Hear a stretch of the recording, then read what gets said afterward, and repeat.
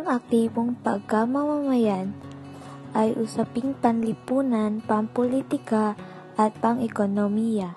Kasama rito ang pagboto, pakikilahok sa mga talakayan at proyekto ng komunidad, at paglahok sa mga organisasyon na nagtataguyod ng mga karapatan at responsibilidad ng mga mamamayan. Ang mga aktibong mamamayan ay hindi lamang umaasa sa pamahalaan, kundi aktibong nakikilahok upang mapabuti ang kanilang komunidad at bansa.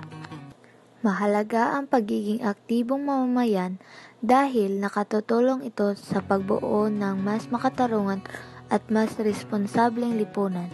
Ito ay nagdadala ng pagbabago at nag-uudyok ng mga reforma na kinakailangan para sa ikabuti ng lahat.